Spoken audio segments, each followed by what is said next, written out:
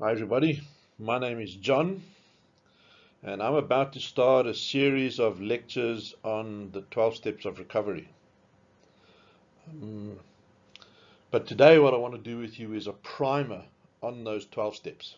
Kind of like a tutorial how to get the most out of the 12 steps and doing written step work.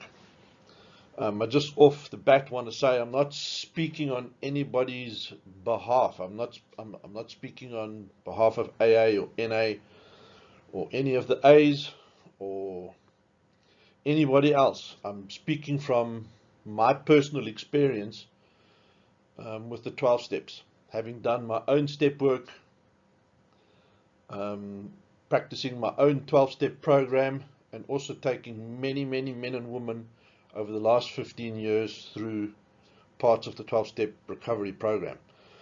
So it's coming from a personal understanding, a personal place. Also, just want to go off the bat and just put a little disclaimer in there that some of my interpretation might be controversial, especially if might come across as controversial, especially if you've been spending a lot of time in AA, NA, or you've been in a disease model treatment center. Take it or leave it. It's up to you. I will highlight when I feel like I'm being a bit controversial to the disease concept. Please just take it as my interpretation, as my opinion, not the 11th commandment carved in stone.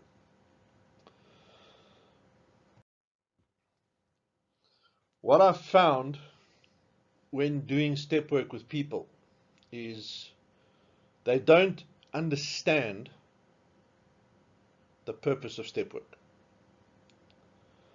And in my observation, I feel when people don't understand the purpose or the objective of the exercise, they often don't get the exercise. They don't understand how to approach the questions. And if you don't understand the purpose and the objective of step work, more often than not, that's going to translate into a academic and intellectual translation and understanding of the step work. And step work's not trying to access this. So let me suggest to you, the sole purpose of step work is to illuminate. That begs the question, what is it illuminating? It's illuminating what's in there. Essentially shame. All that toxic shame, all that negativity, all that self-loathing, all of that fear and regret and guilt and lives in there in the dark, and it just sits and festers, and it's one of our biggest using engines. So step work has been designed by some very insightful people to go in there and drag that stuff out into the light. You'll hear the saying, shame dies in exposure. And in my experience, that's true. Whatever you're willing to face and embrace about yourself, you can change. And the flip side of that, whatever you're not willing to get honest about, is going to keep you sick. The writers of the big book of AA have got a quote. They say in there, you're only as sick as your secrets. And I have to say, that's been empirically tested and found to be very true, not just by me, but by everybody else that has successfully participated and practiced the 12 steps in their lives. Okay? So it's going after what's in there rather than what's in here. My guess is that you're probably a frustrated genius like me, like everybody else I've worked with. So we don't have a problem with our academia or our intelligence. It's a spiritual dynamic, or as the old timers would call it, a spiritual malady. The objective of step work is ownership. And you saw on the previous slide the words extreme ownership. Excuse me. The objective of step work is to help you start taking responsibility for where you are, for how you got there. It's not an exercise to help you to place blame or responsibility anywhere else. Your decision making, your worldview, your belief system, your behavior, your arrogance, your unwillingness to listen, or to look at what people have been trying to show you or tell you maybe for a few years has brought you this far. Okay? The objective of step work is to help you take ownership. And I'm going to expound on that on the next slide. Courage and self-honesty are critical, absolutely critical. And I would wager that there's already a lot of courage there. If you're watching this video clip, it means you've recognized that there's a problem and you've already taken a few significant steps towards resolving them. So the courage is there. As recovery advisors and facilitators, our job is to encourage you, to keep you in touch with that courage. And tap into that courage to maybe be the most honest you've ever been about yourself. To go in there, to start talking about what's in there, is a very scary prospect. You're going to experience a lot of fear and trepidation and skepticism and doubt. But self-honesty is key. If you're not willing to get honest with yourself, you might find that this process is going to be a lot harder than you anticipate. Understand that you will struggle, and it's okay. That's how you know step work is working, is when it hurts, when you start experiencing that roller coaster of emotion and pain, and you're probably going to want to run away. You're probably going to start finding excuses and reasons not to do it, and that's okay. That's actually a normal, healthy response to doing good step work. If you're able to drop it out of your intelligence and into your heart and start approaching it personally, it's going to hurt. Don't try and do it alone. Ask for help. Use your counselors, sponsors, use your group, use your recovery advisors. Stay connected. Recovery and growth is not going to happen in a vacuum or in isolation. It requires connection. It requires community. Okay? Connection this way, connection that way. Sometimes it's connection this way first, and we work towards connection that way.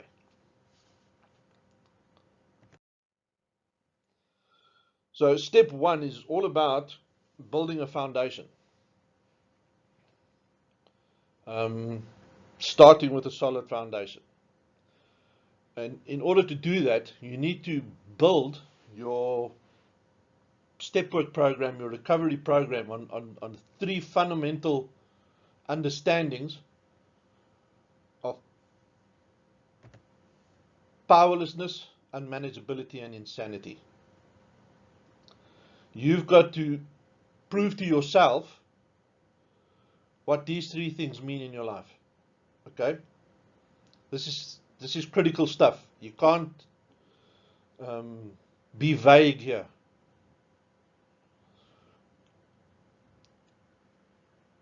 Powerlessness loss of control, unmanageability, evidence of that loss of control, insanity. How do you behave to make what you do sound okay? An intellectual or philosophical understanding of these three things is not nearly enough. You've got to personalize it. And here's a controversial suggestion I'm going to make. Depending on what step working guide you're using, whether you're using one from EHAB, probably you're going to end up looking at one of the NA or AA step working guides. I'm going to use the NA step working guide because that's the one I'm most familiar with. It's the step work that I did. I think I've looked at many different versions of step working guides, and I find that the NA step working guide is the best one. It asks the best questions. But the problem I have with it is the word disease. So my suggestion is to remove that word wherever you find it and replace it with my addiction. And I'll explain. If you look at the questions in the NA step working guide, the very first question is, what does the disease of addiction mean to me? And immediately it invites a philosophical answer.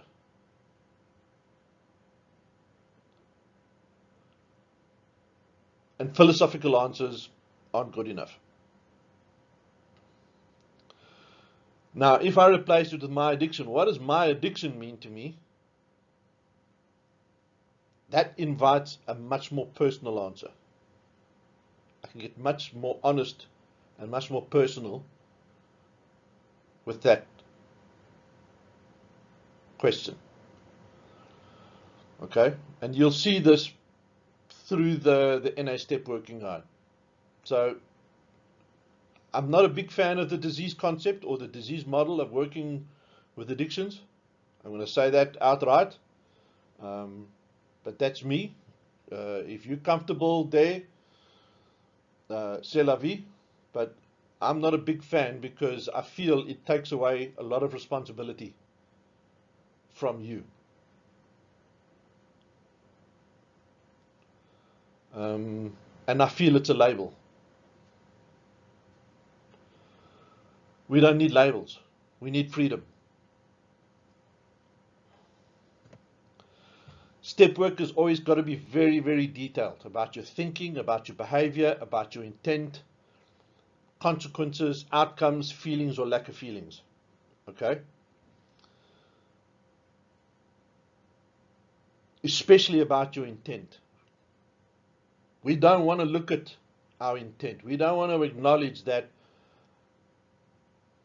much of the time our intent was to be deceptive. Our intent was to lie, was to steal, was to manipulate, was to hurt, was to control. Okay? When we're in addict mode, when we're in using mode, it's a very powerful place.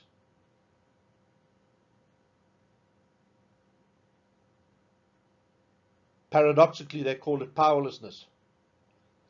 Powerlessness is full of power.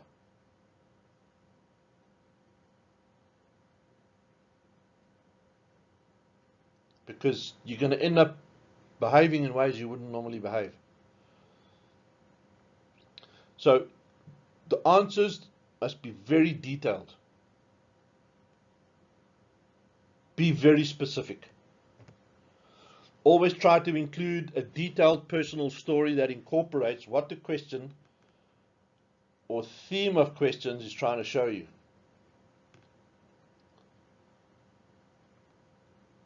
So you'll see the step ones are usually broken into sections. You'll have the denial section, the powerlessness section, the unmanageability section, the control section, the reservation section, etc. Okay, so read the questions and think about how you want to answer them. within the context of the question. So if it's in the section of denial, it's trying to get you to look at your denial. Do your best to meet the word count and avoid short answers. And again, the reason for this is to help you to get to a deeper level of honesty. If you're going to give short word answers, one word answers, short answers, you're not going to get into the detail. And the devil is in the details, or the feelings will always be in the details. That shame that this is trying to illuminate is going to be in the details. It's not going to be in a helicopter view or a narrative about your addiction. Commit to a time and specific days to do step work. Especially if you're doing it right and it's really hurting and you really don't want to do it, that's when that discipline counts the most.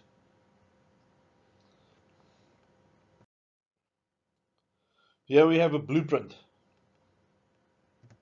What happened? How did you feel then? How do you feel now? Reflecting back on what happened and how you felt then or didn't feel then. Be very specific about everything. Behavior, consequences, and outcomes. And feelings. Must include feelings. You've got to explore your feelings. You might not have had feelings at the time, but you've got feelings now, reflecting back on what you did then. You stole from your granny, you didn't care at the time. In fact, you were quite jubilant and elated because you knew you were going to be able to use. You knew that you were breaking her heart. You could see the emotion on her face. You didn't care because using was more important to you at the time. Later now, when you're doing step work and reflecting back on what you did to your granny, you can get in touch with that shame. I feel very ashamed of what I did. I feel gutted that I could behave in such a way. I know how much my granny loved me. Okay? So be very specific about everything. Now, the last slide is an assessment criteria for yourself. After you've done a batch of questions, use this as a means of checking yourself. Can you tick all of these boxes? If you can tick all of these boxes, then it's probably good step work. The first one is honesty. Was I really honest? Was I really honest about whatever that question was touching in me? Or did I evade the question by being honest about something else that was less painful, that I would get good feedback for when I present my step work to whoever? Or was I really honest? Content. Did I glamorize my addiction or my behavior, or was it realistic? Did I use my step work as an opportunity to brag about what a bad guy I was, or what a successful addict or drug dealer or whatever I was? Or was it realistic? Did I focus on the outcome and the consequence of the behavior rather than maybe the behavior itself? Examples. Did I include personal examples? Always try and include a personal example so you can answer the question and you say, for example, on this day, this is how it happened. Feelings. Did I express my feelings verbally? Feelings. Did I express my feelings physically? Sometimes we can't express them verbally because we don't know what they are. We're getting in touch with feelings maybe for the first time in a long time. They might come out physically. Don't resist that. An outward manifestation of inner healing is snot and tears. Did I meet the word count? Most questions in step work will have 150 to 300 word count. Do your best to meet those. You don't have to get them exactly right, but just avoid the smaller, shorter answers which are going to take you away from your feelings. Specific issues. Was there anything specific that brought emotion to me? Make a note. Maybe that's something that you could talk to your recovery advisor about. You can unpack further. Maybe he's going to give you or she's going to give you a targeted worksheet about that specific issue or something to read. So highlight specific issues. Did I notice any patterns of a particular behavior? Very important. Negative and destructive patterns of behavior, the ones that you recognize and start to identify, you can start breaking those, you can start changing those. Patterns of behavior that you don't recognize or see or acknowledge are going to stay the same. And if you're doing intellectual, vague or generalized step work, you're not going to see any patterns. Is there a sense of acknowledgement and acceptance of my addiction? So that's for you. That's a little inventory that you can use to check yourself with your step work. I will post something that you can download online. So that's a primer for the 12 steps. Next one is going to be, I'm going to start on step 1. It'll be 3 or 4 lectures, short lectures on step 1. I'm going to try and give a really robust unpacking of what step 1 is, what it means, what it requires, to help broaden your perception and understanding of step 1. And with a broader understanding of step 1, you'll very, very likely answer the questions better. Okay, till then, it's on out.